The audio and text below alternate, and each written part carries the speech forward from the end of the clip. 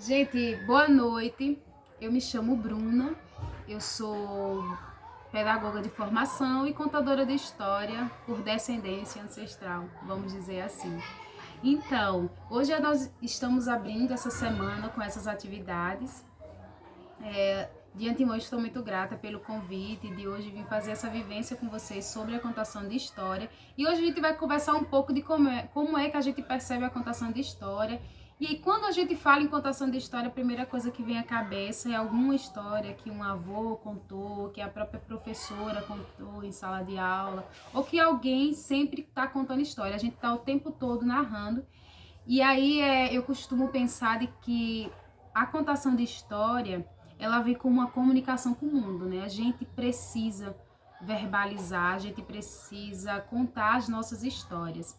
E aí a gente vê o quanto é forte a intenção da palavra, né? A força da palavra falada. E aí você trazer a contação de história como forma de comunicação é tudo aquilo que a gente se comunica com o mundo. Os mitos, eles foram criados justamente com a ideia da gente justificar aquilo que a gente não entendia, tudo aquilo que era misterioso e que a gente não entendia, a gente criava um mito e falava para as pessoas e contava, porque a gente precisava conhecer, a gente precisava falar sobre aquilo dali, precisava comunicar com as pessoas e com o mundo e os nossos sentimentos também. Então a contação de história, ela parte dessa comunicação da gente com o nosso eu, com o mundo, né? A palavra falada, a palavra viva. E aí eu falo de contação de história partindo da palavra falada, mas é sempre bom lembrar que a contação de história ela existe há muitos e muitos anos atrás, não é algo novo, não é algo que a gente está inventando agora, o que a gente está vivenciando nesse momento, nem que é somente feito na educação infantil ou nas séries iniciais, como a gente costuma ver mais frequentemente. Mas a contação de história ela vem justamente carregada dessa ancestralidade nossa. Eu comecei logo no início falando sobre contação de história, mas aí a ideia é que eu contei o mito de criação, o mito da criação do mundo, né, de Reginaldo Prandtl, onde ele conseguiu sistematizar vários contos de vários orixás. E aí ele falava muito os primeiros mitos da criação do mundo. Ele foi coletando, ele fez esse grande mosaico com várias histórias de vários orixás, em várias situações. E aí ele começou a sistematizar isso. E aí a ideia de contação de história, a gente vamos ter duas formas que normalmente a gente vai lidar sempre, né? A contação de história, que eu costumo dizer que é a dinamização de leitura. E aí o caminho que ela faz é diferente de um conto de tradição oral. A dinamização da leitura, ela é uma contação de história, a gente utiliza o livro, a gente mostra a história, a gente utiliza a literatura da forma escrita, só que ela sendo oralizada. E aí isso diferencia bastante de uma contação de história da tradição oral, de um mestre, de uma comunidade tradicional. Porque normalmente os mestres das comunidades tradicionais, eles não vão ter um livro de literatura que vai contar aquela história. Ele vai falar a história pela vivência, pelo seu cotidiano, pela sua história de vida. Então, partindo daí, a gente vai ter essas duas vertentes. E é aí onde eu queria justamente chegar e conversar com vocês, que é sobre os mestres griots. Os mestres griots, eles são imprescindíveis nas comunidades africanas, onde a tradição oral ela é um fio condutor que faz com que perpetue de geração para geração, né? Toda a história das comunidades africanas partem justamente desses contadores de história, que aí eles não só somente contadores de história, mas eles também são as pessoas que detêm a memória daquela pessoa, daquela comunidade. Então, normalmente a gente aqui no Brasil, a gente consegue lembrar no máximo de uma geração que antecedeu a gente. Os mestres griots, eles vão lembrar de 3 gerações até chegar onde ele está, ou até chegar aos próximos que virão. E essas histórias ele vai contando, eles são os guardadores da memória daquela comunidade. Inclusive, até em alguns conflitos quando tinha nas comunidades, sempre se chamava um mestre griot, porque ele ia contar a história daquela comunidade. Por exemplo, se tivesse uma discussão de terra, essa terra é da família tal, eu não é daquela família. Então aí ia ser chamado um mestre griot para ele partilhar das histórias e aí ver de onde surgiu aquela ideia de que aquele lugar é daquela família, porque aconteceu isso, isso, isso. Então ele é o detentor da memória daquele lugar. de todas as histórias que antecederam. Ele vem trazendo isso de geração para geração, né? É onde a gente vê o elo, né? A narrativa, ela é o elo que vai ligar os indivíduos em comunidade, na coletividade, e vai fazer com que a gente constitua essa memória coletiva. Então, eles não são as histórias. É aí onde a gente vê que a contação de história, ela não surge somente com a ideia da gente, vamos fazer a criança dormir hoje, então eu vou contar uma história para ela. Ou tipo, eu vou contar uma história porque é para entreter a criança. Não. Na verdade, os mitos e as histórias, todas as formas da gente contar a história, é uma forma de alertar a humanidade, é uma forma de alertar, de passar alguma lição moral, de conversar, de dizer alguma coisa. Sempre vai ter alguma coisa subjetiva que vai fazer com que você acorde naquele momento. Eu li algum texto que fala que as histórias, elas são sementes e nós somos o solo. Então a história, ela é plantada na gente, daí ela vai reverberar até que ela possa crescer, possa brotar. Então, e aí, claro que todo mundo vai lembrar dos grandes, os clássicos contos de fadas, de onde surgiram. E aí a gente tem o ícone, né, que é o Charles Perrault, né, com os contos de fadas, que aí ele vem no século XVIII trazendo toda essa sistematização desses contos. Os contos de fadas, eles foram principalmente, na verdade, eles são faz parte das comunidades camponesas na França naquela época. E elas não eram escritas, todo esse processo era feito de forma oral. Então a tradição oral, ela tinha muito fortemente nas comunidades camponesas na França. E aí, partindo daí, Perrault, ele começa a sistematizar essas histórias. Ele tem uma babá que é camponesa, a babá do filho dele, e dessa babá ele começa a coletar, ele percebe que ela conta histórias da vivência dela camponesa para o filho dele. Então ele começa a sistematizar esses contos de fada, e é claro que ele não ia contar tal como a camponesa babá contava para o filho dele, mas ele ia colocar em uma escrita que desse para que entrasse nos grandes salões da França, para que desse para as boas famílias da França. Então ele começa a fazer as adaptações. Existem várias análises, por exemplo, do conto A Chapeuzinho Vermelho, né, que todo mundo conhece. Chapeuzinho Vermelho, já tem filme, já tem desenho, já tem de várias formas. E aí ele conta que esse conto, ele não é um conto que parte da ideia de tipo, não, é somente o lobo mau que vai pegar a mocinha, não, mas ela vai ter uma simbologia muito diferente naquela época, porque as mocinhas camponesas daquela época não podiam sair sozinhas, porque existiam os grandes senhores que poderiam sim pegar elas. Então a forma de alertar que os camponeses tinham, alertar as mocinhas, era contando a história de uma menina do Chapeuzinho Vermelho, vermelho porque tem uma simbologia do sangue, da menstruação da moça, da violência também com a mulher, enfim, tinha toda essa simbologia. Porém, quando for sistematizado, a gente já vai esquecendo um pouco essa parte, já vai colocando mais, vamos dizer, no universo onde não fique tão aparente isso. E aí, posteriormente, esses contos vão sendo sistematizados, vem os irmãos Grimm na Alemanha, que também já pega de Perrault toda essa linhagem de contos sistematizados, eles começam também a coletar essas histórias, então eles saem, vão ouvir o que as pessoas têm a falar e vão escrever isso. E aí é onde vem essa história da escrita. Normalmente a gente está muito ligado de que a verdade, ela está somente na escrita, e aí a gente acaba que a tradição oral não é tão forte, né? Normalmente a nossa palavra falada, a gente não dá tanto valor, porque o que vale é o que está escrito. E aí é por isso que existe uma grande relação, eu costumo pensar que entre as comunidades africanas e o Brasil. O Brasil é um país que tem um alto índice de analfabetismo, e normalmente isso é visto como muito ruim, né? As pessoas são analfabetas, então elas não escrevem, elas não leem, enfim.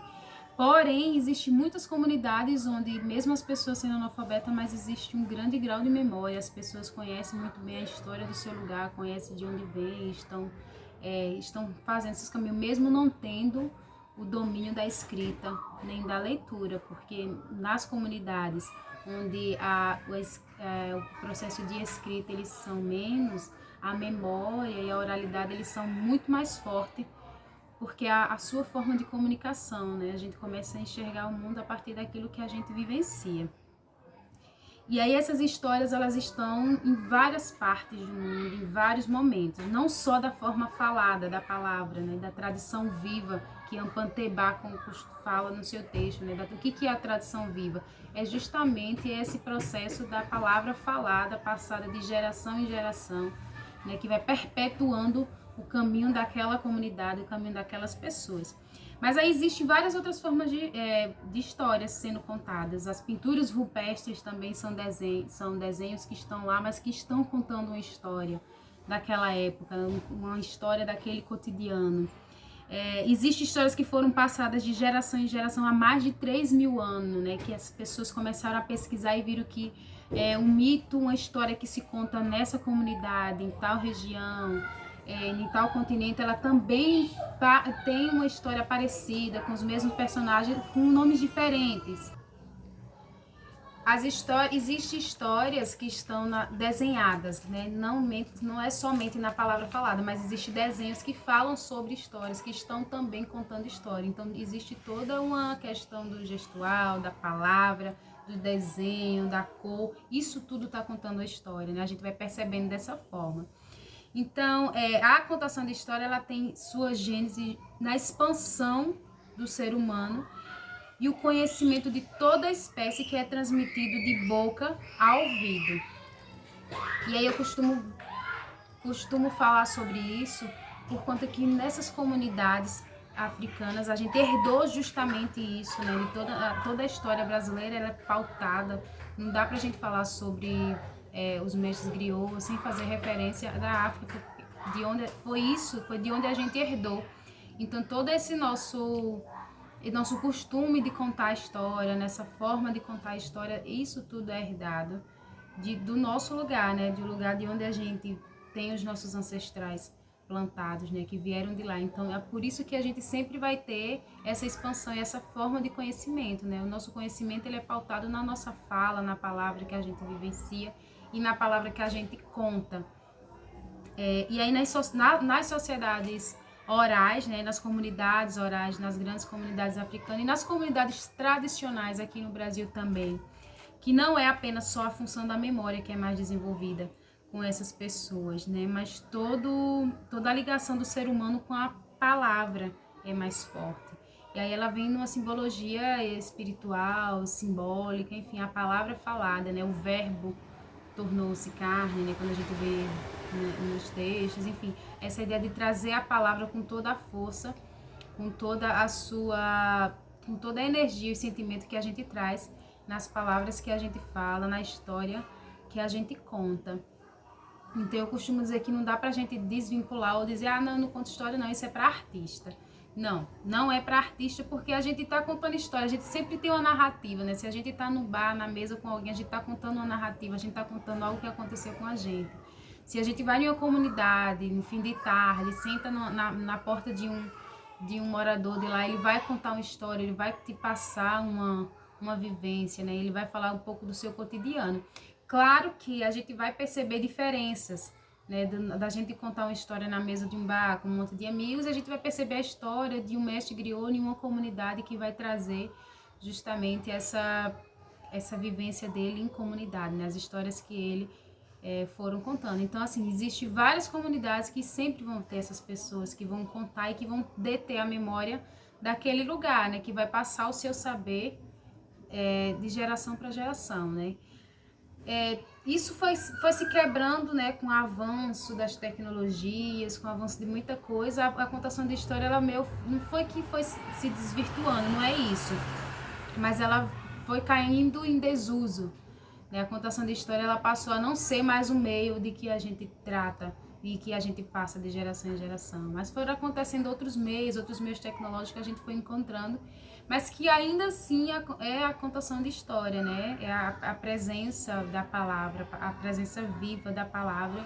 Ela não vai cair de uma forma de não existe hoje mais contadores de histórias, não, porque as comunidades hoje só existem, as comunidades tradicionais só existem porque elas também ainda vivenciam o seu mito de criação, né? Elas têm o seu mito de criação que são transmitidos de pessoa para pessoa, de mestre para criança e assim sucessivamente. E aí eu gosto de uma frase como o Amador Ampanteba, ele fala o seguinte, que quando um mais velho numa comunidade morre, é como se uma biblioteca fosse queimada, porque todo saber que aquela pessoa passou, todo saber que ela continha, foi com ela junto. Claro que quando ele repassa isso para as outras pessoas, quando a ideia que é transmitida, quando a história que é contada, é óbvio que isso não vai ser morto com ele, porque a palavra ela se perpetuou. Eu conto uma história para você, o mito de criação de Reginaldo Prandi que eu contei no início. Talvez você não vá saber contar com todos os detalhes, mas você vai também saber contar de alguma forma do que você entendeu, do que você absorveu quanto pessoa, né? Eu costumo dizer que quando a gente conta uma história, cada um ele não vai entender da mesma forma, mas cada um vai entender de uma forma diferente e vai absorver na tua vida de forma diferente. Então, a ideia da gente conceber a contação de história de um mais velho ou de uma mais velha, né, que transmitiu essa história pra gente, que a gente vai transmitir para os nossos filhos, que os nossos filhos vão transmitir, é a ideia da gente manter a tradição viva, né? Ela nunca vai se perder.